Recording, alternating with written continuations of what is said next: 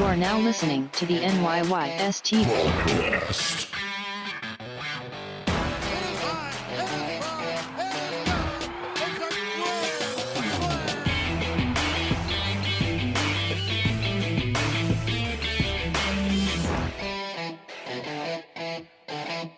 Welcome back. This is episode 210 of the NYYST podcast. I am your host, Christian. As always, joined by my co-host, Chris. Yo. And it's Stat Guy Rye. What up? What are we on a delay with you? That took you a couple extra seconds, or were you just prepping for that? I wanted to get a little reverb in there, but I also am experiencing a bit of a delay. We have slight delays in communication. Counterbalance. Yeah. Well, working with you two have caused many mental delays over the years. So yeah, just a few. You get an intern or something over there? We have a special guest. You want to say hello? Do you want to say hello? You can speak now. I told him he's not allowed to speak. Hello? State your name, your social security number. My buddy Jack's with us here. Jack Your Curry? buddy? Jack Curry's on with us today. So he's just your friend? You hang around with 4-year-olds? Yeah, he's just my boy. He's Or my did boy. you- He's been dying to record a podcast. So after his temper tantrum this morning, and I was pretty harsh, I was pretty mean to him after it, and I felt bad. So I figured he could sit in for a little. I just told him he can't bark. So you hang around with 4-year-olds all day? I hang is what around you're with saying. 4-year-olds and 9-year-olds. That's my limit. It's an interesting social circle you have there. Yes. So So I don't know if you guys noticed when I opened, I took a big deep breath, so I had more oomph in the open because finally, as The Rock would say, finally something happened. it kind of just all hit us at once too. It was like we couldn't even soak in the DJ signing before something else big was breaking. It's about 11 a.m. on Saturday morning. We're about 24-ish hours removed. DJ LeMahieu is back. 6 years, $90 million. We'll break down the deal in a little bit. Also, and Chris can take this under consideration because he's the one that does this. Two machines are better than one as an episode title, maybe. Ooh, I like that. As Corey Kluber, the formerly known as the Klubot, also has apparently inked a deal with the New York Yankees for about $11 million for the 2021 season. He wants a 1-year show me deal, and hopefully he's showing people his World Series ring when he goes into free agency in 2022. Do you think he has to earn back that nickname though, since he hasn't pitched in 2 years, pretty much? Yeah, I think he does, but there's several different things that we could talk about here today. I think most importantly, we need to talk about how Ryan didn't finish Cobra Kai in the allotted time I gave him. I know, man. I was so close to. I think I have 2 episodes left. Yeah. So I was gonna start watching it, but I'm not ready yet. What do you need to wait for? See, I don't know if Chris would like it, to be honest. You know what his love problem Karate is Kid, that, though. but you're gonna look at it as it needs to be a serious drama, and you're not gonna like the acting in it. No, I You disagree. gotta understand that it's Ralph I disagree. Macchio and Yes, Billy I love Ralph Zabka. Macchio though. I do. I love him. Yeah. And you have to understand that it's based off of an 80s He's a corny type of show. He's So like it's a very corny. Yeah, I like Ralph Macchio. I think he does. I usually don't like the corniness, but there's something about this show that you excuse Because it it knows its place in the world. It knows Because Yeah, Ralph it- Macchio you're Ralph right. Macchio owns the fact that he's a goofball, and no one's really taking him seriously. I mean, the dude's Man, it's fucking how wild, old though. now, and he's still hooked on think he's the Karate 56 Kid now. storyline. Sometimes he looks like No, he's not still 56. fucking 80s. Dude, Yeah, he he's was probably he up was there, in his man. mid-20s when he did the Karate Kid. That movie was 30 years ago.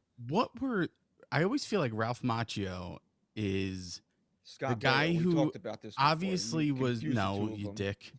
he's obviously typecasted as everyone sees him and calls him Karate Kid. It doesn't matter how many years removed he is from it, but he has like a couple movies out there that were like classics also. Like And he kind of gets Cousin lost Vinny. in My Cousin Vinny, and there's another one I'm Oh, not thinking of. Well, Was the he in Outsiders. He's in the Outsiders. Yeah, the Yeah, he's Outsiders. the burn. That movie the burn sucked, victim. by the He's way. What? Ralph Macchio. You are I such a can tell- scumbag. I can don't tell you- Let me I tell can- you something. You are one of the worst. Your judgment in I'm movies gonna let is you- so miserable.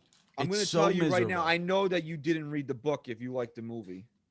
Absolutely didn't read the book. Okay, I read the absolutely book twice. didn't. That book is so much better than the movie. And I'm not one of these people that The are book like, is good. oh, you got to read the book. The book is better. But The Outsiders book is so much better than the movie. It left me disappointed after I saw the movie. That's how good the book is. Yeah, see, Well, I'm but glad I that- watched see, the movie first. For me, though, I watched the movie first, so I liked both.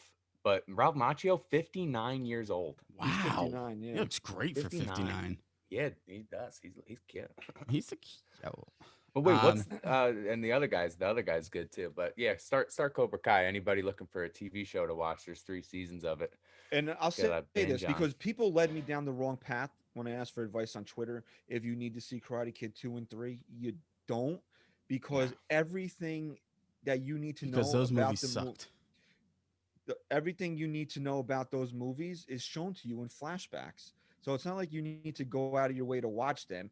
They're going to fill in the gaps for you. Yeah. And listen, I don't mean to be rude, but this is like the biggest news we've had. Okay, good job. Jack peed by himself, everybody. He just Awesome, Jack. Did he pee in the plant like the kid in the Big Daddy movie? there's probably piss all over my bathroom right now, but it's okay. It's the effort. I personally think we should talk about the Kluber deal first. If you want my personal opinion. Here's my personal opinion to you. Thank you. I honestly don't know how I feel about it. I'm happy about it. I'm definitely happy about it, but I still have my doubts because of what I think we talked about this a few weeks ago. And Christian made a great point that this is like a Paxton 2.0. The only difference is that the reward and his ceiling are much higher, we know, than what we could have gotten out of Paxton. But are we putting our money in a guy who we don't know if he's even going to be healthy? Who's a risk? Excuse me? What did you say? Are we putting our money into a guy What? who... You're such a dick, man. Seriously. Look, I we mean, how talked do you feel this. about it?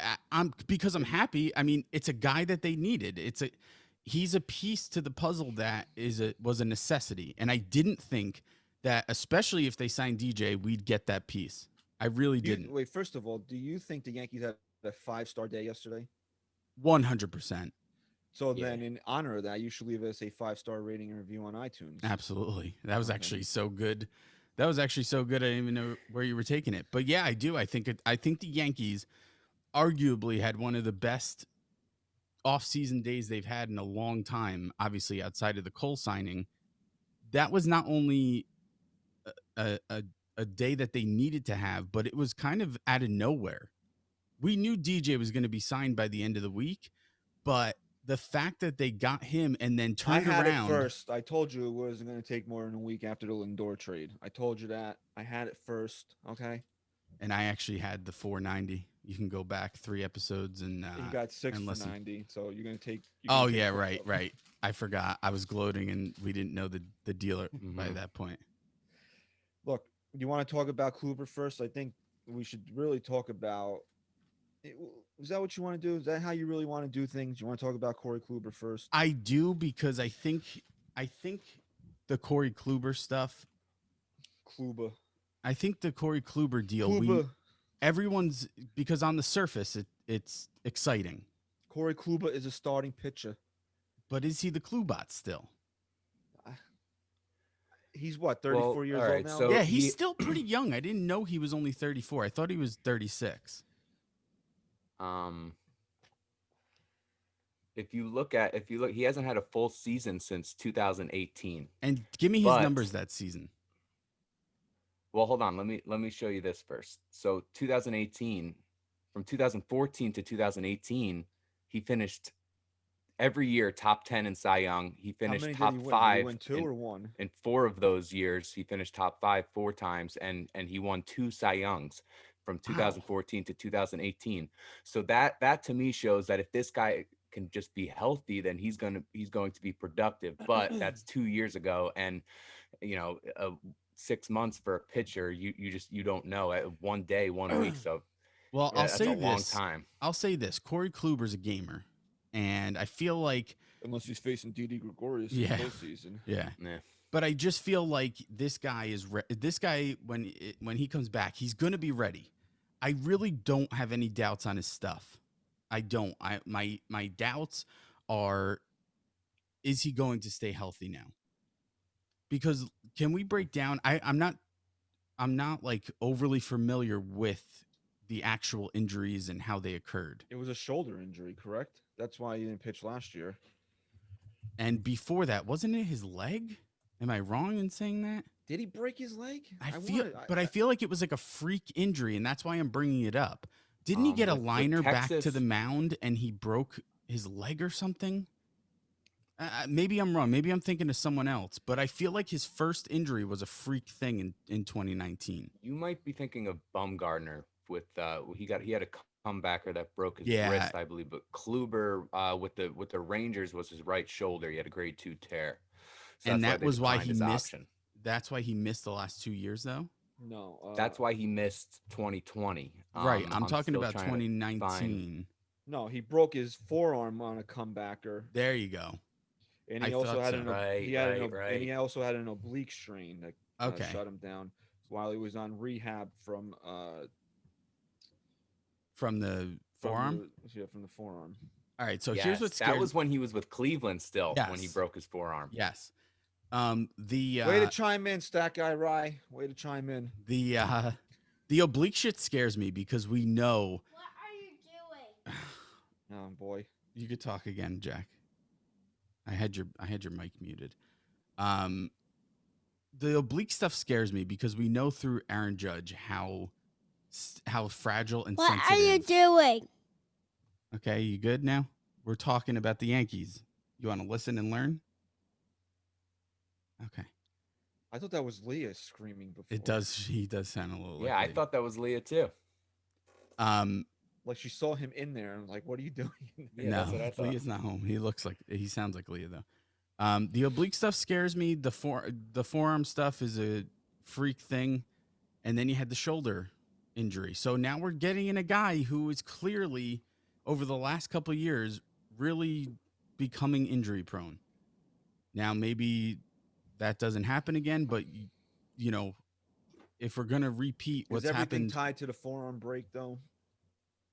not really. If It the could be. forearm break happened as he's rehabbing from an oblique, Well, no, everything is connected. So if the oblique happened when he was rehabbing from the forearm. So oh, okay, everything's right. connected. He's compensating for the forearm, pulls a muscle. The guy only knows how that affects the shoulder. We don't know these things. We're not doctors.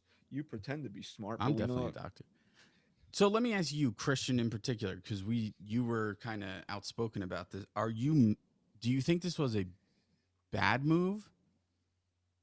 No, I don't think it was a bad move. I don't like the idea of I still don't like the idea of having to rely on an injured starting pitcher to fill out this rotation. But isn't it better than relying on no one? Yeah, obviously. It's better than relying on no one. Do I feel better? I just have visions in my head of Troy Tulowitzki for some reason with this guy. I'm excited that That's they a got shitty vision. him. They needed to get him because we don't know where the Yankees are playing in the market, what else they're going to do trade-wise. They needed to bring somebody in here. But the Yankees relied. You can say whatever you want. The Yankees brought in Troy Tulowitzki in here to play significant innings. Did they not? They didn't bring him in here on a flyer. They wanted him Opening to be day starter, right? They wanted him, yeah, exactly. They wanted him to play shortstop, especially while Didi was rehabbing. They didn't. If they really look, we forget about this because of what DJ LeMahieu became. DJ LeMahieu didn't start on opening day in 2019. Yeah. DJ LeMahieu was on the bench. If we, if you Yeah, think it's the crazy. Yankees, if you think what the Yankees' rationale was that DJ was brought here to play and Tulowitzki was a bench piece, then Tulowitzki would have been on the bench on opening day, but he wasn't. DJ was. So it just shows you what the Yankees Man, that's a thought great point. of Tulowitzki, right? So and that went down in flames. That guy, Ryan. I'm not meaning to bust your balls, but you're stat guy, Ryan. I need you to earn your money this week. We pay you a handsome salary. Okay. What are you doing? I need to wake up like 3 hours before we do the pod. I'm way too grumpy. I get so triggered when I'm fucking tired. I'm just. I Just can you just what give me? what do you I just need games what do you played want? for. What do you want? What do you I need- want? I need games played for Tulowitzki in 2019 with the Fucking- Yankees. Tulowitzki played 5 games, all right? Shut up. Did he? That was it. Yeah, he played 5 games. Oh my god. 5 He had games 13 total? plate appearances, 11 at bats. He had 2 hits in those 11 at bats, 1 dinger, 1 rib, 2 walks, 182 batting I average, thought he at least 308 on played base. like a couple of weeks, dude. He played 5 games. Oh my Yeah. god! Like 5 this is friggin' games. this is the pitcher version of Troy Tulowitzki in my brain. I really hope that it works It's out a a fair lot comparison. better. I really hope it works out a lot better for the Yankees because they're going to be in a lot of trouble if Corey Kluber can't make 25 starts for them this year. They need him to make Now, at least 25 starts this year. the good thing though is that they went and saw him work out, and they're paying him 11 million. Whereas with Tulowitzki, I believe it was a vet minimum or whatever that they ended up Yeah, because giving he him. got So he it got was designated by Toronto. right. And- Both were prove me deals. But Corey Kluber's doing a prove me deal with the New York Yankees as the starting pitcher. So and he's making 11 million as opposed to a prove me I'm on a $5 million contract. This is somebody that clearly the Yankees have seen that this guy still has some sort of he representation of himself from the past. So they're putting a flyer on him more Well, so than it here's- was for you Tulowitzki. You got to take a deeper dive into this. Also, did Eric Cressy play a role in the Yankees signing Corey Kluber? Kluber has been working at his what is it? He has like a sports performance center. Yeah, high performance Cressy- training. Yeah, so he's been working out with him. Cressy's taken over the Yankees strength and conditioning program. You got the connection with Matt Blake. The two of them know each other from their days in Cleveland. Didn't even think about that too. But here's my thing with Tulo, and correct me if I'm wrong. When the Yankees got Tulo, his last full season at that point, before getting him, was kind of, you just saw that he wasn't the same guy. No, I mean, I everyone knew he was injury prone at that point, and it was a big risk. But I feel like Kluber is coming off, the year before his final full season, he's coming off a Cy Young. He's This guy also has- hasn't. Yeah, but he hasn't pitched in 2 years. Yeah, 2 but years. that I get that, but we're talking about a guy who led a pitching staff for his entire career pretty much. I mean, Kluber's been one of the top pitchers in baseball, and again, he had a freak injury, he had the oblique in the shoulder, and that kind of put him on the sidelines. Yeah, you're still taking a risk, but I feel like Kluber's coming in here, and his last full season, he was still considered one of the top guys in baseball. Whereas Tulo, you were saying to yourself in his last full season, I don't know about this guy. I don't think know. that's fair to say. I think it's fair to say that he had a fall off. Tulowitzki did with Toronto. That Troy Tulowitzki- once he I got mean, that in contract, he fairness didn't to- live up to it. Yeah, okay. He has never really played a lot of games in his career. He's played over 150 twice. No, actually, I'm sorry. He played over 150 once. Twice. I'm sorry. No, it's twice. It was twice. He played over 150 twice, and then he played over 140 3 times. And then his next highest totals are 122, 126, and 128, and 131. So out of his career, he didn't play a lot of games. And then you take when he got after the trade, 131 in Toronto. I guess you want to say that's his last full year. 24 and 79. It's respectable. but then he played 66 games. He didn't play in 2018. They designated him, and then he came back with the Yankees for 5 games in 2019.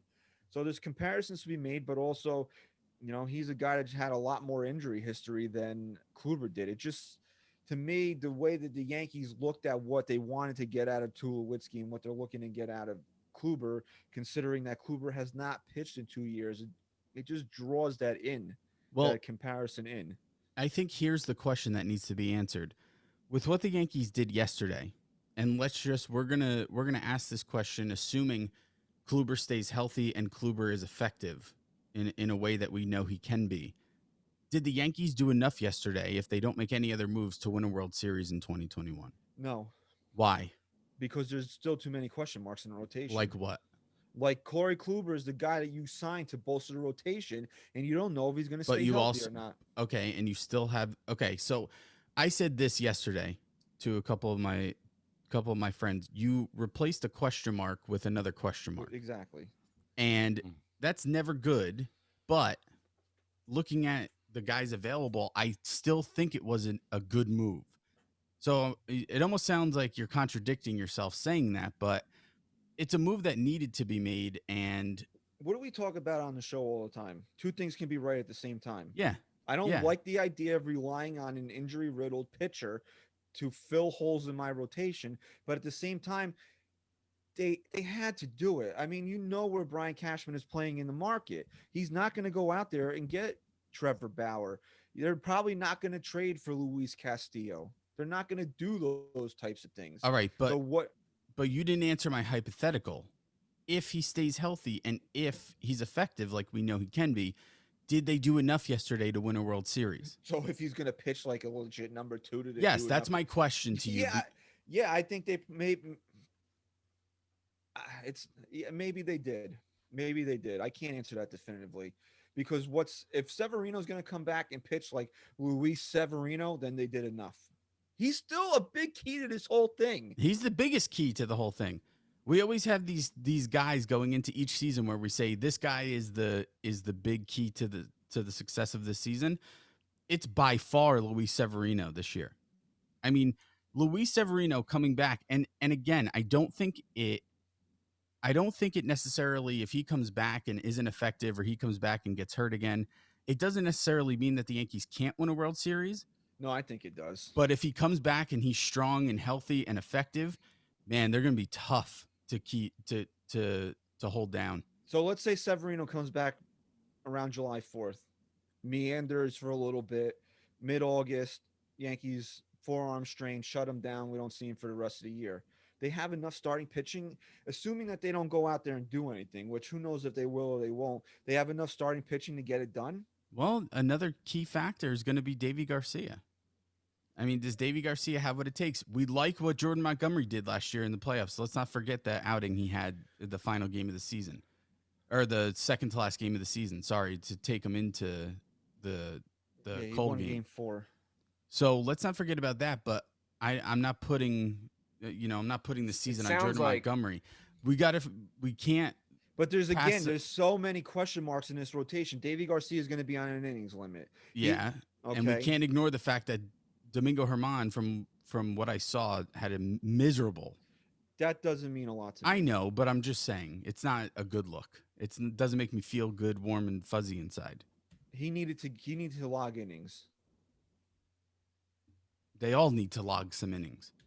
I mean, Ryan, we have the one good thing outside of Davy Garcia is that we have 2 guys at the top of the rotation that can eat some innings now. Correct me if I'm wrong. Montgomery had the Tommy John in 2019, right? He was like one of his first starts of the year against Houston, right? He got hurt. Yeah, I'm pretty sure. And then Germán had to come in and no, 2018. That was I'm pulling it up now. now. What year did he have Tommy John surgery? It was 2018. Yeah, 2018. Because 2019 he made his first start back in Toronto. So this at guy the end hasn't. of the season. Yes, so it was May. So it was Jordan May 2018 was that injury. Jordan Montgomery hasn't pitched in nearly 3 years, if you think about it. Kluber hasn't pitched in 2. Sevy hasn't pitched really in 2. How many starts? I'm sorry, I'm putting you to work today, Ryan. How many starts did Montgomery make last year? I'd say last year. We're talking the 2020 season. Yeah, I'd say 9. He made 10 starts. 10. So he pitched a relative compared to the 60 games, he pitched a relatively full season last year, but inconsistent. Uh, Not a lot for a guy that needed to build his arm, build back innings. Again, he's probably going to be on an innings limit too. He didn't pitch 2018, didn't pitch 2019, the shortened season in 2020. You know, say where are the innings coming from? Where are the innings coming from? The top of your rotation. Can you trust Corey Kluber to give you Corey 185? Kluber's a workhorse. He's a workhorse. If he's healthy, if he's healthy. I know. Listen. We're talking about a guy whose ceiling is still very high, but the risk is also very high. But I really feel like the Yankees wouldn't have pulled the trigger on this deal if he wasn't confident that he's healthy and ready to go, especially considering the fact that I think Rai texted us this, that he was open to the 1-year deal because he wants to prove his worth. And for a guy to be that confident and prove his worth on a 1-year deal, I mean, think about Corey Kluber's risk he's putting into his career. If he goes out there and he gets hurt or isn't effective this year, he's effectively done as a major league pitcher. And also, it's not a prove me deal like I like. What comes to mind for me is a Yasmani Grandal, the catcher. He did a 1-year prove me deal with the Milwaukee Brewers. Okay, this is a guy doing a prove me deal in the toughest offensive division in baseball, I'd say, in the American League East. So he's going to have to come out and truly prove himself, because if you can find success in the American League East, he's going to get paid next year. Yeah, so this is a true, I'd say more so than I'd seen anybody really bet on themselves in these types of deals. Usually it's a guy will go to a small market type of team, but to do this, I've never really seen a guy go on a prove me deal to the Yankees. Can you think of anybody that has done this before, really? I don't know. I can't. Hold on 1 second. Jack wants to talk, so I'm going to ask him a question. I did this last year, and I almost kicked him out and put him up for adoption because he answered no. But he was right. So I'm going to trust him. Jack, you have to answer this question. You ready? Will the New York Yankees win the World Series this year? Yes or no? Talking to the microphone. Yes. That's it. Bold statement, kid. You heard it here first. If they don't win, you know he's going to get killed on social media. People are going to tweet. Last year, I asked him, I said, will the Yankees win the World Series? And he's like, no. I was like, are you fucking out of your mind? Awesome. He's just happy that you're letting him play today. I know. He just wanted to record. He's been dying to record a podcast. So I have him here. There you go. I figured why not during the off season, you know? Yeah. Let the kid feel like he's important or something. So this rotation is not, they still need to work on this rotation. Do they though? I mean, yeah, they do. But we know their mindset at this point. Are they gonna? They still have money. That's the crazy part. They still have money. Well, that's why this was such a good move too, because again, the risk to reward. If you get all out of Kluber that you'd hope, and you can't make another move, he's a great guy to slot in there. But who else is out there? What other moves can they make? There's one that they need that in my mind that they really need to do, and it's they need to go sign Masahiro Tanaka to a 2-year deal. I think it's going to happen. I think you're going to see it happen. They can get him for 2 for $25. I think that's a deal both sides can live with, and I think that Tanaka as your number 4 to bring a little stability to the rotation, knowing that he's a guy that takes the ball every 5 days. He's going to give you 6 quality innings most days. I think that's invaluable right now. And I think at this point, we're not worried about the elbow anymore. I think if that was going to be a factor that it would have happened, it's been a couple seasons now since he's had that, the discomfort in the elbow where everyone was like, when's it going to snap? I really think that was like 8 years ago now. Yeah, I don't think that that's an issue anymore. I don't think he's a risk in that sense. I do think he can eat some innings. And I mean, again, if you're slotting Kluber in there and he stays healthy, you're not expecting as much out of Tanaka. Let's not forget, Tanaka was virtually our number 2 starter last year. I mean, in every sense. Yeah, and he pitched well in the regular season. He did. He pitched. He actually looked really good in the regular season, especially in the beginning when he first came back. His stuff looked nasty. You can't excuse what happened again in Tampa, but I can excuse what happened In in Cleveland. Cleveland Yeah. because that was just bizarre. I mean, Yeah. and how great has he been in the postseason? He's allowed. I mean, you can give him one. Yeah, but we talked about this. The thing that scares me with Tanaka is it didn't just start last year. It didn't start his postseason woes didn't start with the game in Cleveland. It started the year previous when he wasn't great. He wasn't great, second. and then you were like, okay, that was when he had the his one off. And then the Cleveland thing happened, and you were like, okay, that's still not fair because they started the game during a hurricane. So let's wait I till don't his know next though. start. 2019 though, look up his 2019 postseason Oh, I know. starts. They're nasty until the Three. final He game. made 3 starts, 5. Yeah, but it's not even terrible. 5 innings, 1 run, 6 innings shutout, 5 innings, 3 runs, 4 runs total, but only 3 were earned. So Right. not terrible in 2019. 2020 is really that's the one where because by 2020 you're locked in. It's playoff Tanaka, and then he comes out and clunks. Well, here's So really, it's more that 2020. the Yankees need to go performance. and get another starter, in my opinion. Okay, because you got Cole. There's no question marks there. He's your ace, your number 1 guy. Okay. Then you got Corey Kluber. Again, until we see him make 25, 30 starts, it's going to be a question mark that can he make 25, 30 starts? And if he does, can he be Corey Kluber or close to Corey Kluber? Yeah, but you can only have so many starting pitchers too. I mean, we're No, getting you to a point need where sev- it's but you getting a know you- little But overcrowded you now. know you need 7 or 8 starting I mean, pitchers at least. At this point, when Sevy comes back, we have a black All right, sheep let's here. go. We have Let me go. Can we go an through outcast. this, please? Yeah. All right, so there you go. You have Luis Severino. You don't know when you're going to get him back. You don't know how he's going to come back from Tommy John surgery. You have Jordan Montgomery, who hasn't logged real major league innings, what you would consider a full season since 2017. You have Davy Garcia, who's going to be on an innings limit. Lost part of his development because there was no minor leagues last year. You have Clark Schmidt, same thing, innings limit, who has even less experience in the big leagues than Davy Garcia. Lost a year of development, no minor leagues. You you have Domingo Germán.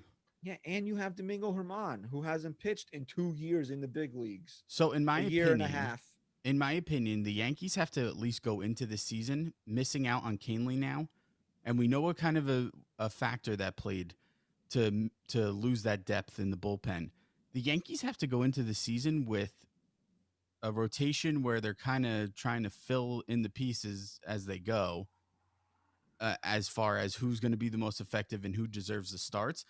But I think these other guys need to be on the active roster where they can come out of the bullpen and eat innings also. Like, there's no harm in having some of these guys who are really starting pitchers start the season in the bullpen, because we know that a lot of these guys are getting taken out in the 4th, 5th inning. So I don't mind having a guy like Schmidt come out of the bullpen, or Germán, or I don't one of wanna those do that with guys. I don't want to do that with Clark Schmidt Why? because you need to develop him as a starting pitcher. Okay, but again, we're talking about future stuff. We're talking about development now. What if he can help me win a World Series? Well, Domingo Germán is a big wild card to all of this. I don't even put him in the starting rotation. I let him do what Chad Green used to do. Yeah, I wouldn't mind that either. Or he fills in that Canely spot where he just comes in, empties the tank over an inning and a third or something, and that's it. And you get the most out of Germán at that point. Chad Green is 3rd on the list. He goes Green, Britton, Chapman. Those are my top 3 in the bullpen. And then you have Domingo Germán be that guy that Chad Green was. I mean, we can look at Domingo Germán as the person who's a piece of garbage, but he's on the team, so we got to look at how we're going to use him to win a World Series. And, you don't ignore what he did, but hey, there's a lot of bad people out there, and we're here to talk baseball. So it is what it is at this point. I don't dismiss it. It's terrible what he did. Aroldis Chapman's no saint, but if he doesn't close out games, the Yankees don't win. I mean, we talk about this all the time. It's a terrible position you're put in as a sports fan where you have to root for bad people for your team to win. So going forward, if you want to bring up every time we talk about Herman that he's a wife beater, go ahead. But it, I don't condone it. I hate that he did it. I wish he wasn't here. That we don't have to keep talking about it. But he's here. So But if he's going to be here, we need him to be effective. Yeah, so to me, his most effective role, even as good as he was as a starter leading up to his suspension in 2019, man, I just remember when he piggybacked CeCe in that one game, how that was the most dominant I ever seen him. Yeah, and I still feel like his good season before he was suspended was a fluke. I feel like that was the exception for him. I just never saw that out of Herman. When I looked at Domingo Herman, I never saw some dominant starting pitcher. I always saw a guy who was going to be most effective out of the bullpen, where he can give you everything he's got over a few innings. Him so much more, knowing if you tell him, give me 6 outs, give me 7 outs. Yes, that's what I mean. And I feel like that season when he had to come into the rotation, they had no other choice. But he was really good. He was great. Yeah, I'm not taking away what he did. I just don't see that as how he profiles. I don't. I think that was an exception to what kind of a pitcher he is. I don't think you're going to get that. I don't think you're going to replicate that anymore. If under the radar move the Yankees made is that, I don't know if you picked up on this, the Yankees signed Joey Chastain a few weeks ago. I mean, Who did he play for? Last year he was with Atlanta, where he pitched in 2 games. Who did he used to pitch for, though? I mean, his big year was Colorado? he was with Colorado, but I would say maybe his big year was 2018, where he made 35 starts, which is unfathomable. A guy makes 35 starts, where he went 15-8 with a 3.5. Yeah, those are great numbers. Yeah, but since then he had a 601, a 5.79. No, he had a 601 and a 7.36. So we have a bunch of guys who haven't been effective since 2018. What's the big deal? I mean, but this is a guy, when healthy, that can give you innings. They might not be quality innings, but he gives you innings. So there's another guy that's out there that the Yankees can rely on. I think if we're going to piggyback off of Ryan's point that he always makes, that the regular season is just a glorified spring training, and the Yankees need to get to the postseason, and they can make a huge move before the deadline, then I want guys who are going to eat me innings right now. Yeah, but I trust glorified spring training this year. No, I understand that, but we have to be confident that the Yankees are going to make the postseason at this point. Yeah, no, I'm confident that they can make the postseason. I'm not. What they need to do is win the division and be the number 1 overall seed. They have to have home field advantage, unless you're telling me we're going to do a playoff bubble again, and then in that case it doesn't matter. But if they're going to play in home ballparks throughout the course all the way through to the World Series, the Yankees need to be at home. I don't see how you think that's something that they shouldn't strive for and achieve for. I agree. Jack's just going to say goodbye to everyone. He's going to go head downstairs. All right, Jack. Great job, buddy. Bye. See you later, bud. Yanks. Say go Yankees. You're going to steal Uncle Ryan's gimmick? Just go. Good job. Okay, I'll come get you.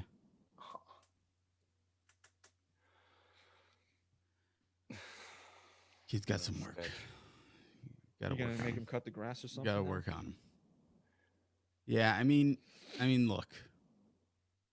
It's such a weird position to be in, because if you almost feel the same way you did Thursday as you do Friday. Obviously, you're more optimistic since Friday, but you still have those question marks that give you that gut feeling that you still don't know. But I mean, on paper right now, this team is built to win a World Series. I think two things, right? Back to the original point of needing Tanaka. If you look at all the questions still in this rotation, you need to bring somebody else in here. You need to set you outside of Garrett Cole. What's your second stable starter? You really don't have one going into the season, Right? So do you? no, we just listed everybody on No. this Yeah, no. roster. So You outside have of to Garrett you have Cole, to add where's another your starter. I agree. and why not bring back Tanaka? Unless you're telling me Right, the because Yankees it's are going to go familiar out too, there. right? I plus it's not like Brett Gardner where it's just like you're bringing him back to bring him back because he's Brett Gardner. Do you I think they're gonna? Tanaka's By the still, way, we haven't talked about Gardy. Do you Yeah, think Gardy comes back? why can we handle one thing at a time, please? Yeah, I just wanted real quick. We don't have to talk about Gardner. I just Well, want it to know depends yes or no. because now I heard yesterday the Yankees are looking at there's rumors that they're looking at Michael Brantley now, Okay. which might see Clint Frazier's ass out the door. Mm. But see, there's still a lot of moving parts. This is why we need you Yes. to take what is here and what is now. Because if they move Frazier, you would think that they're going to get a pitcher back in return for him. Why would you trade Frazier for another position player? Okay, and Castillo, right? Everyone's talking about Castillo now. Yeah, but then that would cost Frazier, Schmidt plus. Someone tweeted that they Yes. should trade Gleyber Torres for Castillo. Right, because can before before I start yelling, can we get through one segment of the show, please? Wait, and can I also correct? I said last week's podcast, I think that Gleyber Torres was a free agent in 2023. I meant 2025. I think we might have even 24. well after the 2024 season, he becomes Yes, no, we corrected unrestricted. that on the we All corrected right, that yeah, on I the show. thought so too. I just wanted to make sure because I remembered saying Okay, 23. Okay, you think you're right, but Okay. you're not right. Okay. Okay, you're wrong. Okay, don't listen to Sagar, right? Okay, he's very grumpy. Alright, very Okay, good. he's got a temper problem. Okay. So overall, if you could put a letter grade on the Kluber deal, what would you give it? It's so tough. On the surface, I give it an A. I really do. But when you dive deeper into what we talked about and what Cashman needs to stay away from and what his biggest issues have been as a general manager over the last few years in putting too much faith in these guys who can't stay healthy. He did that exactly. The only reason why I'm giving him a little slack here is because he filled a need with a guy who isn't just some, James Paxton was always considered a good pitcher. He was never considered on the No, he level never hit of the Corey ceiling Kluber. of Kluber. No, No. he didn't. Exactly. So I'm giving him more slack here on the Kluber stuff because the ceiling on Kluber is something that I don't think you can pass up on for what they got him for. And I think that at the end of the day, I'm evaluating it on this premise and this premise alone. If I found out that he would have signed for what he signed for and the Yankees passed up on it, would I have been disappointed and pissed? Yes. Therefore, I can't knock the move. I got to say it was a good move. They needed to make the move. So I'm giving it an A. I think it was a smart move for the Yankees, and I am confident in Kluber that it's going to pan out. All right, Brian, what's your take? Can I give it an incomplete grade for now until they No, you they cannot. make Don't another cop move? out. Don't cop out. Oh my god, I almost threw it in my mouth. Then I'm gonna give it a B. I'll give it a B because I can't sit here and say Corey Kluber is a great signing because he hasn't pitched since 2018. But when you look at in relation to what was really out there in the free agent market, Corey Kluber was one of the better pitchers out there. So that a B, I think a B is a solid grade to give this trade. It's nothing flashy. He's not going to, sway the needle that much, I think, but it's a move that if it does pan out, then a 1-year, $11 million deal for a 2-time Cy Young Award winner is an incredible move to make. But I think it was a it's huge sexy question move, mark. though. Corey Kluber, everyone's excited when they hear the name Corey Kluber.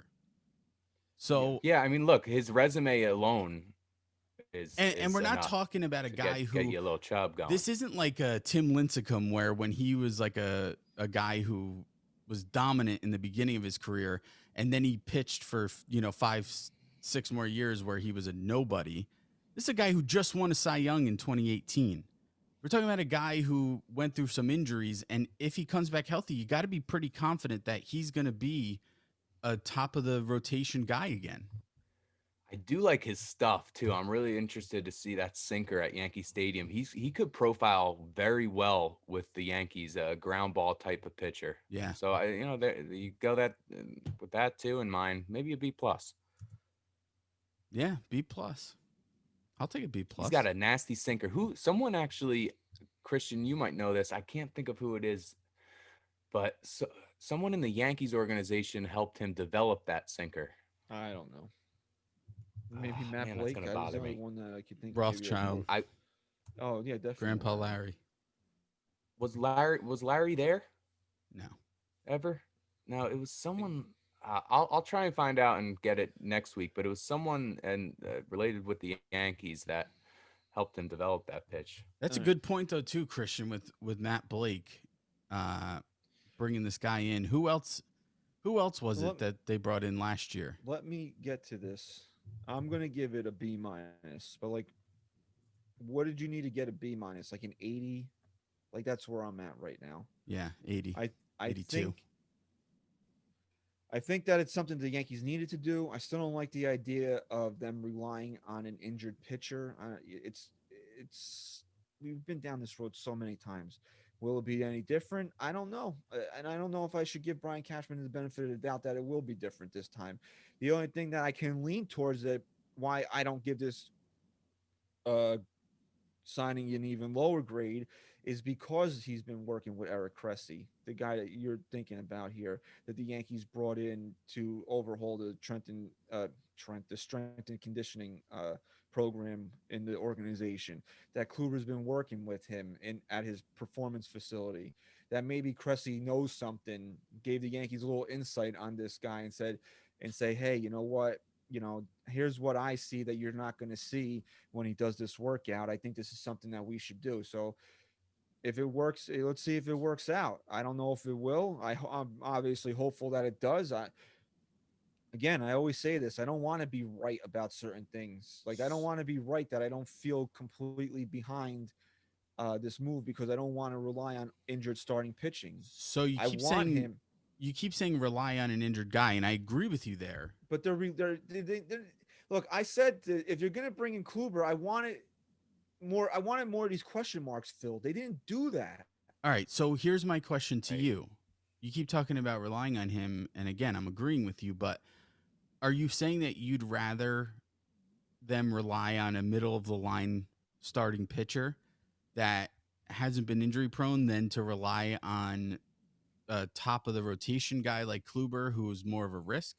Take the question marks out of the rotation. They did not do that yesterday. But don't you think a middle of the line guy is still a question mark because of where we stand right now? If I can sit there and guarantee this guy's going to give me a 3.9 to 4.10 ERA, make 30 starts, give me 190 innings, how's that a question mark? I know what I'm getting out of him. I know that he's going to be reliable. He's going to give me more good starts than bad starts. I know I'm not going to have to really, anybody can get injured, right? Fluke shit happens. Anything can happen. We're Yankee fans. We've seen literally everything short of a fucking hole forming in the outfield and somebody falling in there and dying in regards to injuries in the last 2-3 years. Okay, so to be fair, Corey Kluber's only had, let's take out the forearm shit, because again, that was a freak thing. To be fair, maybe Brian Cashman doesn't see Corey Kluber as injury prone because it's only been 2 injuries. You sit here and Aaron Judge has been through 20 different injuries in the last 2 years, and you still don't call him injury prone. You're still hesitant to call him injury prone. There's a difference between Aaron Judge and Corey Kluber. If Aaron Judge gets injured again this year, I'm going to slap him with the label. He's just going to get it. There's no question about it. But also, if Aaron Judge gets hurt again this year, do you feel confident the Yankees can still score runs? Aaron Judge cannot get injured this year. No, he cannot. I've said it. How many times do I have to say this? Yes, I think so. I think they could still score runs without Aaron Judge. Aaron Judge needs to be on the field 145 games minimum this year. minimum. Minimum. But at the same time, there's still plenty of guys to pick up the slack if Aaron Judge gets hurt again. Right. If you don't Right. bring in more guys on this rotation that don't have question marks attached to whether or not they can pitch a full season, and Corey Kluber gets hurt or is ineffective because he hasn't pitched in 2 years, the Yankees are in trouble again. I mean, there's just no other way to put it. But you still have guys like Davy Garcia, Jordan Question Montgomery. mark. Question mark. I know, Okay, Severino so question to mark. come back, and you still have the trade deadline where they can make a couple moves. And is Brian Cashman going to put his balls on the table and say, this is the year I have to overpay? Yeah, I mean he has to. Let's say the Yankees are. Let's say the Yankees are one starting pitcher away. Let's say Kluber doesn't really pan out the way we hoped, and Scherzer becomes available. What's the most you're willing to give up for him? The biggest name you're willing to give up for him? I will give up Jason Dominguez in a trade for this guy. You wouldn't give up any major league players. No, I'm trying to You win a World wouldn't. Series. It wouldn't be valuable. It would. They would only take Dominguez for Scherzer. I'm sure they would take Gleyber Torres in a deal. Oh yeah, but is that realistic? But how does that work for the Yankees? How does that make realistic the for the Yankees? How does that Nationals. put the Yankees closer to winning a Yeah, World but- Series? If they start, if they Right. trade the starting second baseman or shortstop or whatever he's going to do this year. Well, you have Tyler Wade.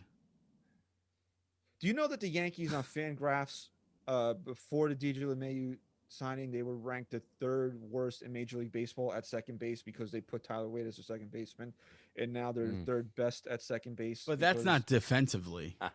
Because That's Tyler over- Wade's a great defensive. That's overall at the, Okay, at that's fair. positional value. That's fair. That's more than fair. Is Tyler Wade a starting player on a World Series champion? I sure as hell hope not, man. Mm. I sure as hell hope he's nothing more than a pinch runner or a late defensive I replacement. mean, he might be a role player type of guy on a championship. And I think team, he's but great no, at that. he's And not. I think he fits that Yeah. role. And I think he's comfortable in that role. But Yeah, but that's not a role for the Yankees. if the Yankees have Michael Brantley and they didn't trade Clint Frazier and the Nats want Frazier, Why for would we trade Scherzer- Frazier for who are we trading Frazier for? I don't know. I don't want to go down that rabbit hole, but I'm saying you said that would they trade anybody off the major league roster? If let's say the Yankees signed Michael Brantley and Frazier's here, and the two of them are rotating around the outfield, and the Nats are like, okay, give me Frazier and some fringe bullshit, and we'll give you Max Scherzer. I do that. Well, that's what I was trying to get at. have my- Would you give up Frazier for Scherzer at that point? I want to win this year. I don't really care about 2022 at this point. And Yeah, I think no, Brian I agree. Cashman needs to go into every move that he makes thinking the same thing. Yeah, I can't trade. I got to understand. Like, somebody offers me this for Gleyber Torres, I got to tell them to go fuck themselves, right? Or whatever. But there's certain things he can't hold on to anymore. We talked about this. Jason Dominguez is a comic book character. You don't know if he's real or not.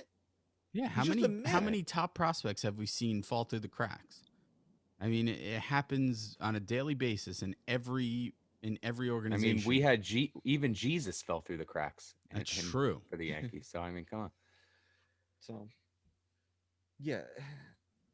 To wrap up the pitching, because I know we're going long. We still got to talk about LeMahieu.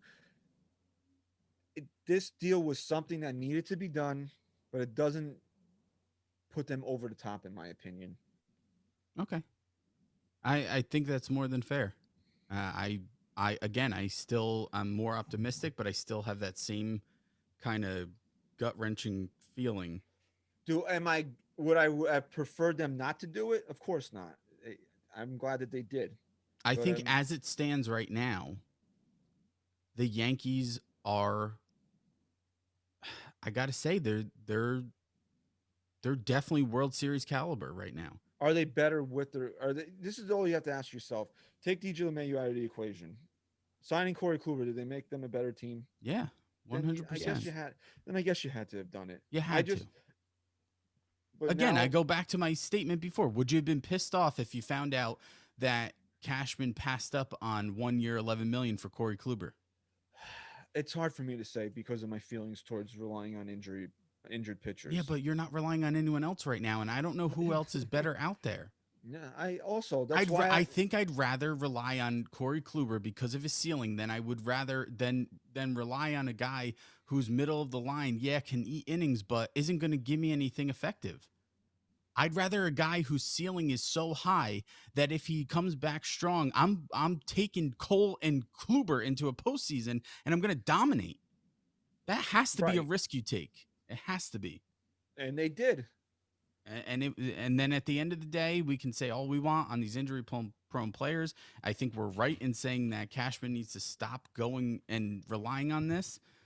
But at the same time, given the situation and given we're not just talking about some middle of the rotation guy, I think it had to be done. And I think it was a great move. I really do. And you pumped up a fan base in one day that was waiting for something to happen. And you not only signed your best player back that you've had in the last 2 years, but you picked up a big-time starting pitcher who just has some question marks surrounding him, and he needs to answer them. So, Ryan, I want to leave Chris out of this because he's just going to say something stupid. Ryan, you've seen A Christmas Story, right? Ugh. Yeah, I'm not a fan of it though, but I've seen it. Do you remember the scene where Ralphie has licks the the ball. fantasy of when he hands in his paper and the teacher writes A plus plus plus plus on the board and she writes like 9 Yeah, pluses? yeah. That's what I give the DJ LeMahieu deal. I'm just a teacher with a big giant A writing pluses until I run out of space on the blackboard. Let me tell you something. That deal was so good for the Yankees. I'm actually a little pissed off at DJ. I'm like a little disappointed in DJ LeMahieu. That's how good that fucking deal was for the Yankees. Now we have to ask ourselves this. Do we believe anything that we hear anymore? No. He No. wasn't settling for less than 4 for 92. The Yankees were at this. He wants this. He's feeling disrespected. He got a $3 million a year raise. Let's be honest. This guy is let's face it, let's put it in these terms. He's playing the last 2 years of his career for free. Yeah. For free. If you look at what we were told, what was offered to him from the Blue Jays, if you believe the reports that Toronto put 4 for 78 in front of him, he got 6 for 90. So he's, and the Yankees were somewhere around that 78, $80 million number over 4 years. Dude, this guy's playing. You're getting this guy for free basically in the last 2 years of his contract. Wild. And also, sorry, Chris. No, I was just going to say quickly, it just backs the point that this guy wants to be in New York.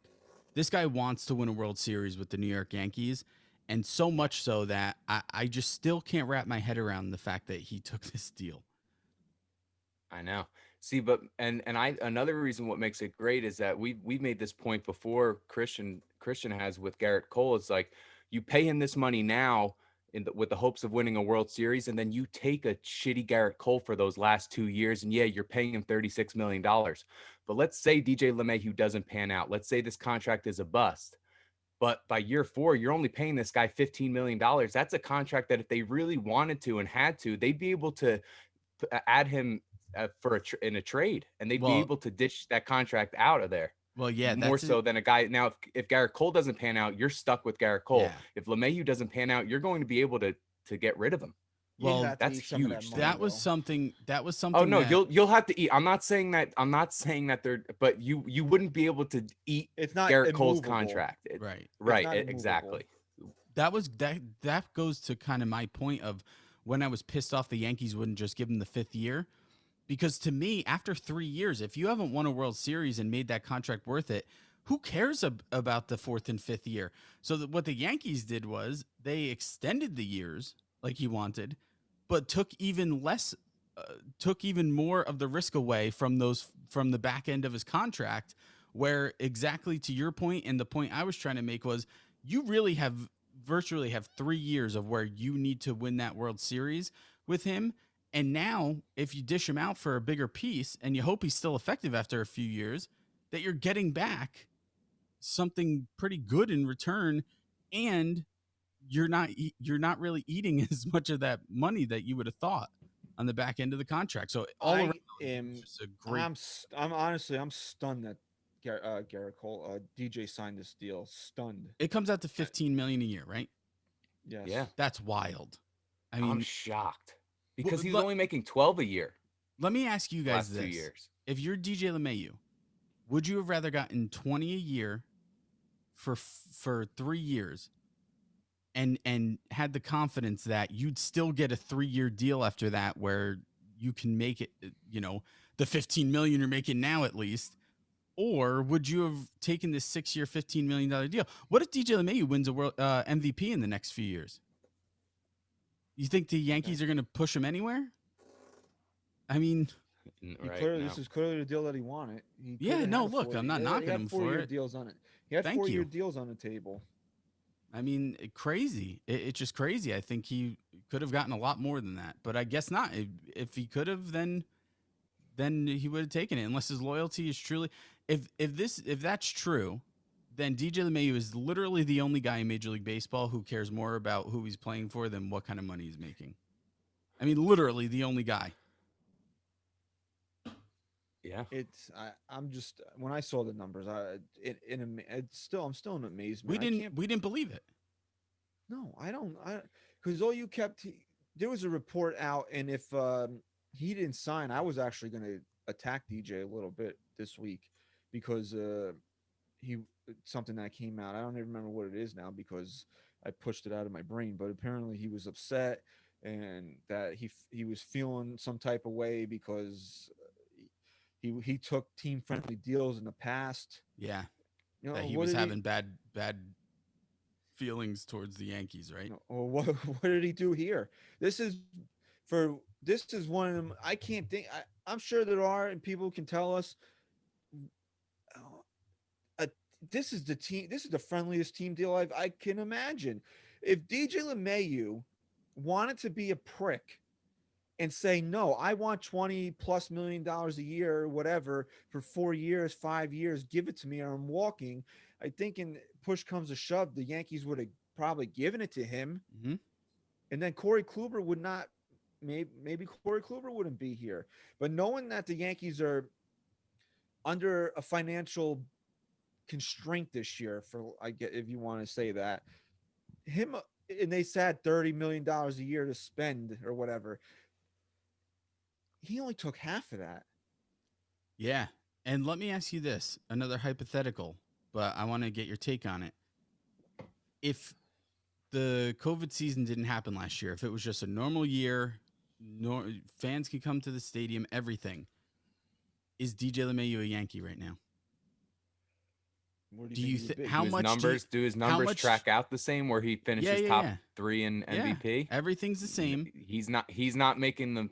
It's not the same contract. I guess my question is how much did the pandemic affect the market, DJ LeMahieu's market, to sign for what he signed for? I think you see how much it affected. Probably affected it by $30 million. Crazy. Probably, and that's why Trevor Bauer, he thinks he's going to get more than what Garrett Cole got.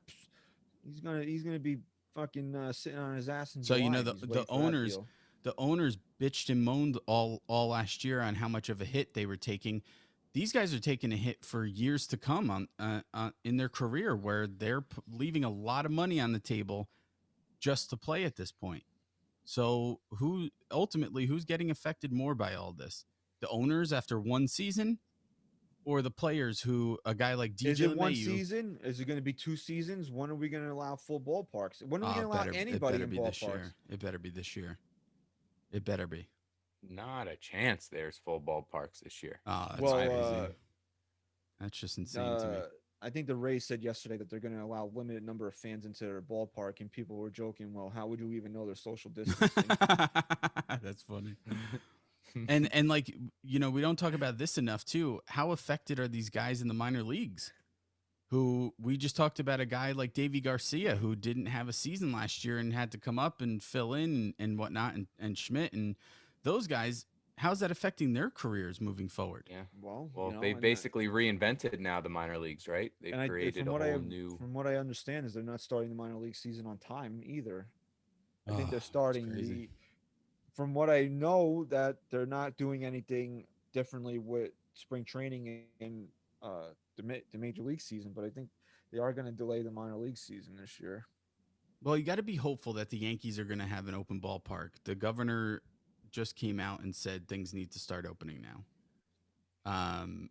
And he's pushing pretty hard for it. So you got to assume that the stadium will be open when the season rolls around. You have to be hopeful. The owners are still going to take a hit, though. I mean, the place holds 50,000 people. How many are going to go? They're going to allow in 5? Well, who knows? 25% capacity, probably. Yeah. Well, fine. You want to make that argument? Then owners are taking a hit. Yes, of course. They're But let's taking a not- hit. You can't But say they're not taking but a you're hit. Chris, you're making a solid argument as well that the players are definitely taking a hit. We're seeing it in this offseason that they're taking a hit. Right. Everybody's taking a hit. And Yeah, The market's dry. Yeah. If your boss is making less money, and he has an opportunity to pay you less money, he's gonna do it. That's why it's an argument to say that Corey Kluber is taking just as much, if not a bigger risk, than the Yankees are signing him to take this 1-year deal and say, let me prove myself. Because why is he doing it? Would he be doing it if it weren't for the pandemic last year? No.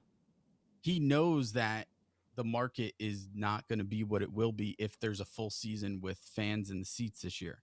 And if he can prove himself, he's going to get another deal for a few years where he's getting paid the money he deserves to be I don't paid. know how much money he would have gotten, even if we had a full boss. He's 35. If he has a great season. But what do you think? No. He would have gotten more. He would have at least gotten 15. And he probably would have gotten more than a 1-year deal. He probably would have taken he probably would have gotten offered a 3-year deal. Damn, he's 34. He'll be 35 April 10th. And if he's still effective this year, a team's going to sign him to a 4-year deal next year. No, they're not. I don't know. Absolutely, they will. Dude, Nobody's he'll be giving 35, a fucking man. 36-year-old pitcher 4 years. 35-year-old pitcher. Yeah, Yeah, well, but he's he'll going be to be 36 by on the time opening that day season next starts. year. We'll see. Whatever. You're stupid. You're dumb. Shave your fucking face. I will not. The Yankees did not report to spring training yet. They have a date on that yet? I think it's still the 14th, if I'm not mistaken. That hasn't been delayed yet. Do you want it to be delayed? No, man. No. Look, I think we're ready to go. I think MLB, if I'm going to give them credit for anything, they prove that they can get through this and that they can have a full season. So I don't want anything to be delayed. I want baseball back. You know the NBA hasn't even come out with a schedule past February yet. That's crazy. I Wow. heard that yesterday. Know that. It's crazy. They're still waiting because they want to they're- see how the COVID stuff will play out before they Right, they actually because I schedule think games. because they're considering taking like a two week break at some point, like a quarantine break or something. I don't know. Look, I know we don't Don't talk know. basketball on the show, but I'm going to use this platform here before we wrap up. There's a couple other things I want to touch on, but I want to say this right now and use this platform to say that I think Kyrie Irving is just I don't agree with what he's doing, to be honest with you. Where everybody in this country, if the reports are true, that he was emotional about what happened at the Capitol building 2 weeks ago, and he couldn't perform, he couldn't play. Everybody else in this country went to work the next day. In fact, the people that work in the Capitol building went to work that same day. The people, later in the night. Later in the night, they Later went that back night, to yeah. work. The people who were being attacked. Yes, they went back to work that night. I'm not saying that Kyrie Irving shouldn't use his platform as an NBA player to improve the social injustices out there. That's on him. He wants to do it. That's more power to him. I'm not holding that against him. But here's where you lose me, bro. You just got fined $900,000 by the NBA for attending a birthday party while you're supposedly so upset from what happened. It's all a selfish act at this point. You showed your hand. If I was a Selfish, let's say pull any play, let's say John Carlos Stanton, right? Because high paid player, superstar, guy you're expecting a big Sure. things out of from on this team. Let's say John Carlos Stanton does that. Middle of the season, massive riots, whatever. Stan's like, oh, I'm upset, I can't play, blah, blah, blah. Meanwhile, everybody else goes to work and plays. And then you find out that he's at a birthday party. While you're I not want his supposed to ass be gone. while you're not supposed to be doing anything because the league has COVID protocols in place, Right. right? He goes to a birthday party. I would never root for that guy again. Ever. I'm telling you, I would want the Yankees to get rid of him. Because I'm there's not a a big difference. basketball fan. There's a difference between making mistakes in life and owning up to it and asking for forgiveness. And and then there's another stance of willingly and knowingly not performing your responsibility, and to do it for something that clearly you're just using as an excuse. If you're showing up at a birthday party, is not only unfair to yourself, the team that's paying you, but it's unfair to the people that you're advocating for. It's unfair to the people that you're, because your message is lost now. exactly. Look, it You're doesn't so matter if distressed that you can't go to work, but you're at a party. it doesn't matter if you agree with the message or not. If Kyrie Irving is sitting there and defending people, whether you believe in it or not, whether you support it or not, the people that he's supporting, he's literally calling them a joke if he's showing up at a birthday party but not showing up to perform. What about those people that rely on a guy like Kyrie Irving to take them out of that and kind of get away and use them as a distraction? You can take it with a grain of salt or whatever you want to do, but Jim Bowden of MLB Radio is reporting that the Yankees are currently engaged in trade negotiations with Cincinnati Reds over Luis Castillo. Come on. What does that How deal about look Clint? like? Huh? Clint What does Frazier. that deal look like? I don't know. It's just a tweet. I had to translate it because it was from a Spanish outlet, but that's what they're reporting. So maybe Can you maybe read it by in Monday. Spanish? You want me to? Yeah. Do I have to go? I have to go back and find it now. Man, talk about Reporta Jim Bowden de la MLB Radio que los Yankees están en conversaciones con el estelar abridor dominicano de los Rojas de Cincinnati, Luis Castillo. that was pretty good. You got to learn how to roll the R's, but that was actually very good. Rojas. Rojas. Awesome, man. Dude, So maybe talk by about the- okay, then will you feel better about Kluber? Yes, absolutely. Oh, hell yeah. Dude, if they get Castillo, man, see ya. See you later. Maybe if we might have some more breaking news by the time this pod actually comes out. But just to wrap up the talk on Kyrie Irving here, yeah, man. Like I said, I'm not a big basketball fan. I always kind of rooted for the Nets, being that, we live in Jersey, and I don't like hockey at all, and the one Jersey team even when they went to Brooklyn. But I'm sorry, I can't root for them now, especially after fucking the shit with James Harden. I don't like what he did either. Got fat and forced his way out of Houston. Come on. Yeah. Didn't the Nets just get Harden? Yeah. Yes, that's what I just said. They're the team in the East now. So I'm sorry, man. Like that has bothered Yeah, me all week. you know what though? It's just another example. It's another example of these sports putting up with these types of players when they're elite, when they're the top of the food chain, and that's why this guy will continue to put on a spectacle and continue to be this source of entertainment in this way, because he is a top 3 player at his position, and it will continue to happen over and over again because he's the best at what he does. And When you see these stories with guys that are mediocre or aren't that elite status, they get washed away. Gone. They're gone. But when they're good, they continue and keep going and going and going. And here's the craziest part about this whole thing, right? His boss didn't even know where the hell he was. Yeah, I mean, You can't send a text message to Nah. Sean Marks or Steve Nash. I'm not playing today. Nothing. Dude, That's if you had a 9-to-5 job making, Chris, don't show up 50 to work.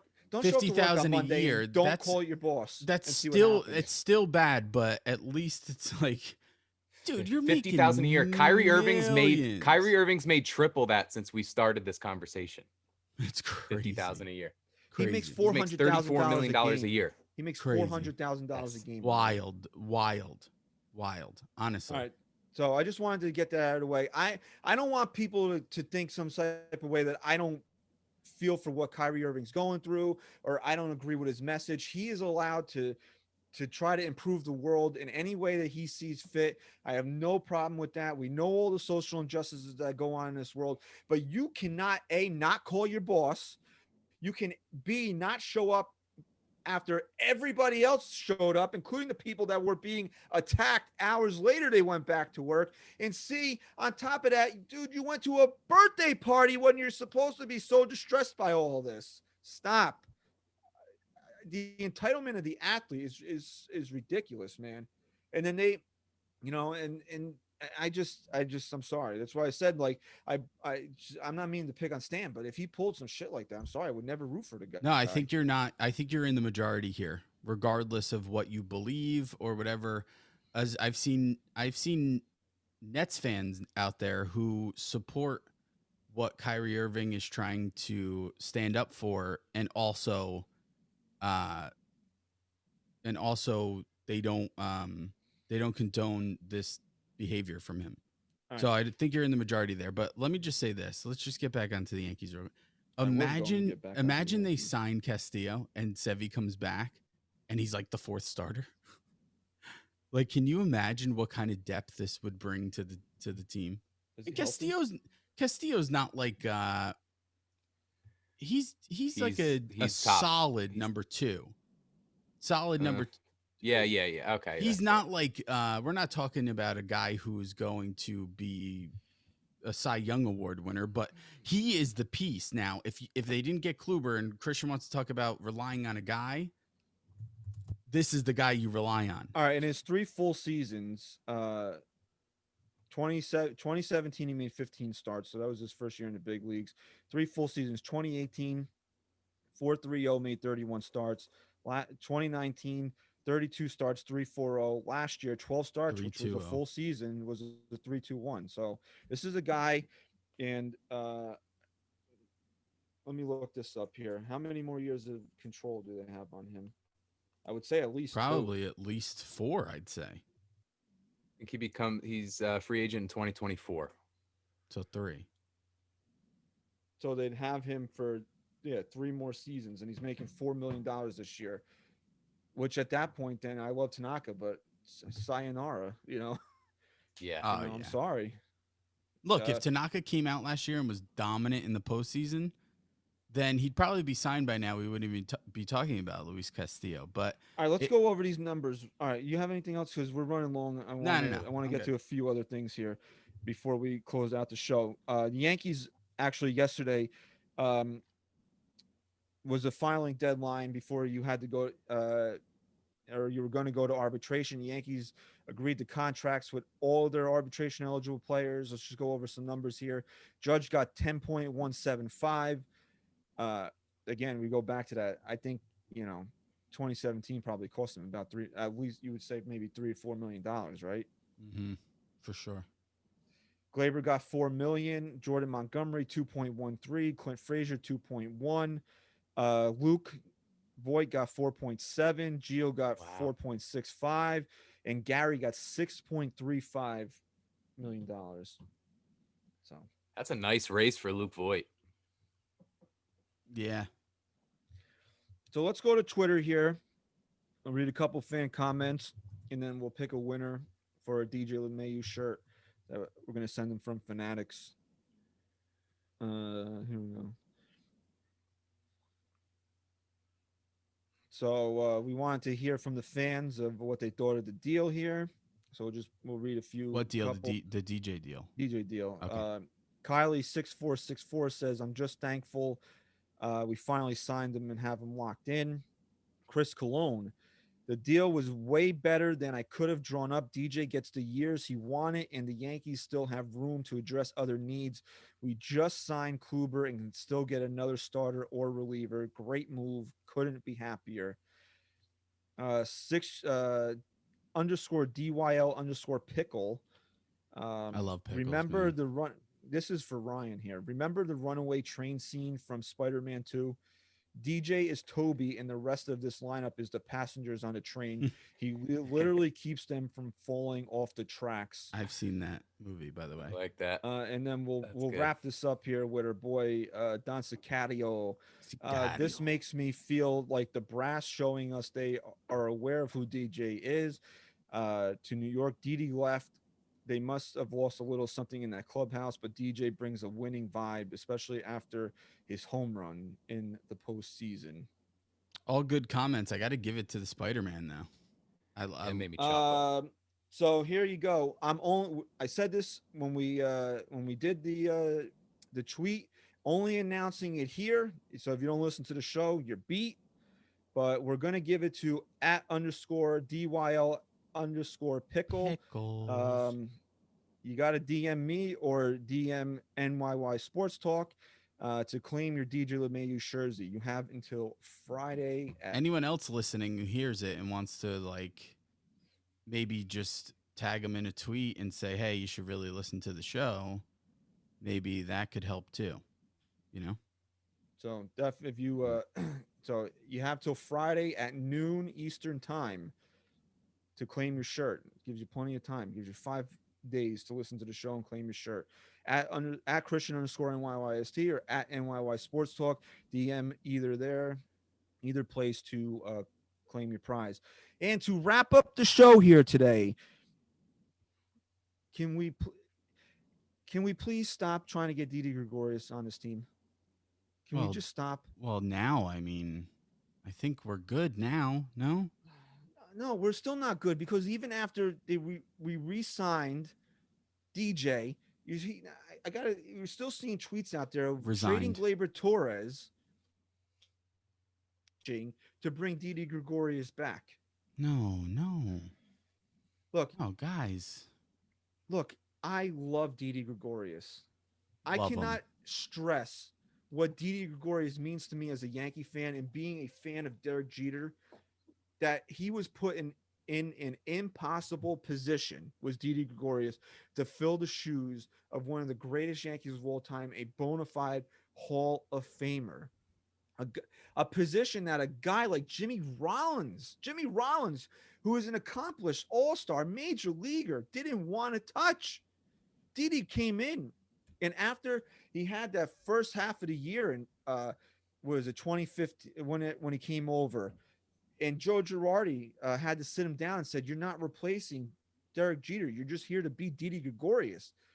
Didi was simply phenomenal. You couldn't have asked for more from a guy coming in here to replace a legend like Derek Jeter than what Didi Gregorius gave you. Chris, we were there, bro. The wild best card moments game. at the stadium that I've ever had. I will never forget. Every time I think about it, just the adrenaline just like injects into my veins. I'll never forget that moment as a fan. We broke my wife's ribs. I even advocated. We did. We sumo sandwiched your wife after that home run, and it was good. Don't look that up. Don't look that up on Urban Dictionary. Please.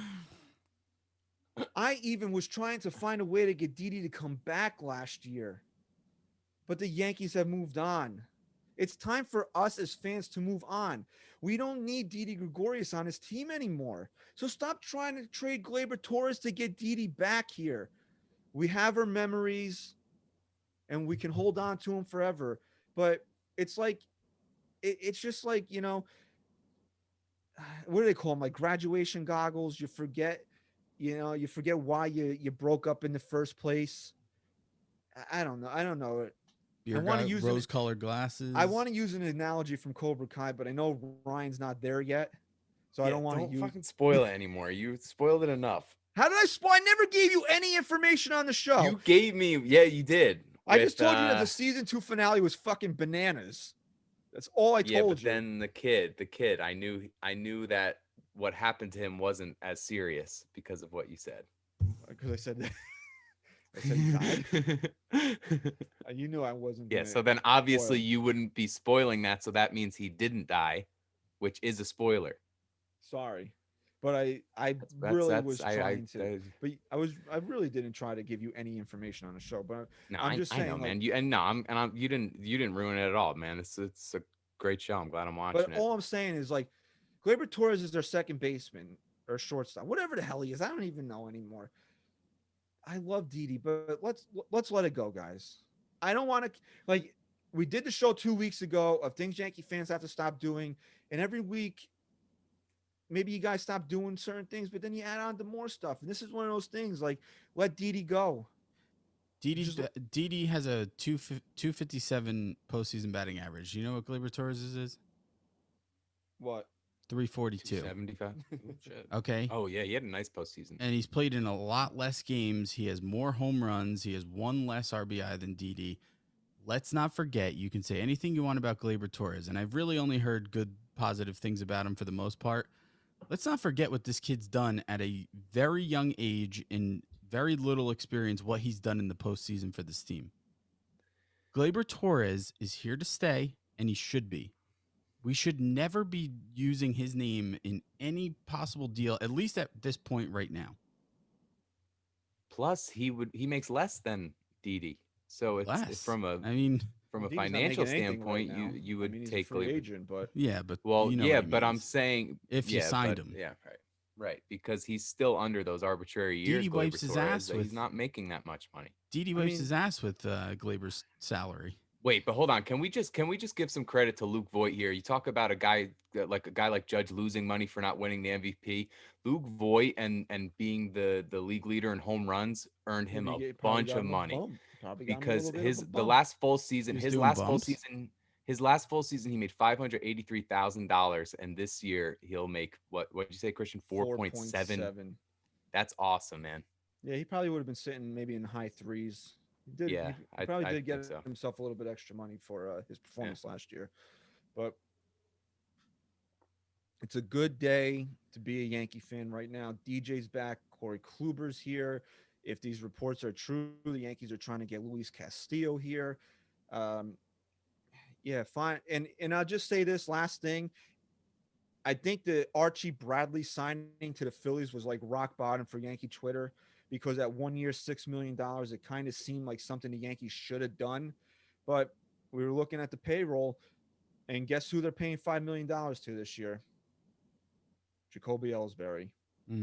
Right, yeah, right. Motherfucker. Blame that son of a bitch There for it still is. ruining shit You for the Yankees. When in scumbag. doubt, blame Jacoby. LOL. Hey, New York sports on the upswing though. Let's go. New York sports. We're making Hell a yeah, comeback. dude. Let's go. All right, Great so- week for New York sports. Absolutely. Thank you for listening to episode 210 of the NYYST podcast. Please follow us on Twitter at NYY Sports Talk. Stat Guy Rye. Go Yanks. Chris, say goodbye. Peace.